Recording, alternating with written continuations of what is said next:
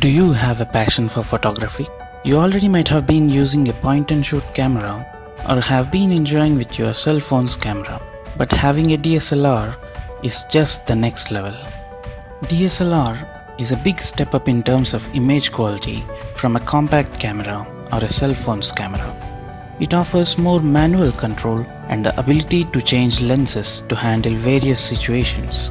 If you are a beginner and want to buy your first DSLR, today we have a lot of options in the market, and this video is for you to help you select your first DSLR. We are going to list top 5 DSLRs in the price range of 35,000 rupees, and we think this is the price you should be investing for a beginner level DSLR. But if you can afford more, there are several options in that range, and we are going to talk about that in the next week's video. So be sure to subscribe and get notified about it. So before unveiling the top 5, please do remember that when opting for an entry-level DSLR, there are few compromises on image sensor, burst mode, autofocus system, ISO range, resolution and few other controls when compared to higher-end models. As it is commonly perceived, the more you pay, the more you get. Number 5. Canon EOS 1300D. The 1300D replaces the older 1200D with a better processing engine which offers slightly better image quality. It has built-in Wi-Fi and NFC for quickly sharing images and videos with your smartphone. It also has an 18 megapixel APS-C sensor, 3 fps burst shooting, 9-point autofocus system. The problem with this camera is the older sensor which has been first introduced around 6 years ago. The live autofocus is quite slower compared to the most of the models in this range. The bundled kit lens is also of mediocre quality. So overall, a good camera for the price and deserves to be among the top 5. Number 4. Canon 700D. The 700D is an upgrade over the older 650D. It has the same old 18 megapixel sensor, 5 fps burst mode and 9-point AF system. Interestingly, this camera has a touchscreen which is very useful for beginners. It also has a vari-angle screen, which means you can flip it in various angles. The problem with this camera is the sensor, again a very old sensor. Even though it produces good quality images, newer sensors in the other models offer better image quality. This camera lacks Wi-Fi, means you can't transfer photos to smartphones that easily. Number 3. Sony A58. In a world mostly occupied by Canons and Nikons, Sony has come up with a great entry-level camera, the A58. This one lacks touchscreen. You can only tilt the screen in only fewer angles, and it has no Wi-Fi. But what does it offer?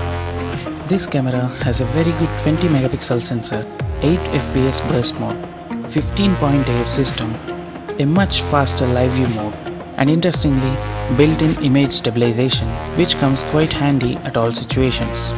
Apart from this, it also has an electronic viewfinder. Electronic viewfinder or optical viewfinder. It is up to one's own preference, but I mostly prefer the electronic one for my needs. Where it lags behind is the choice of lenses when compared to Canon and Nikon, which have wide varieties and more number of lenses. Number 2. Nikon D3400.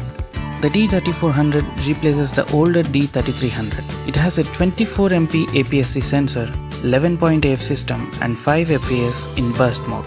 It has Bluetooth for transferring photos via the SnapBridge app. This camera features very good video recording at Full HD 1080x60p. Even though it offers a very good image quality for the price, there are few downsides here.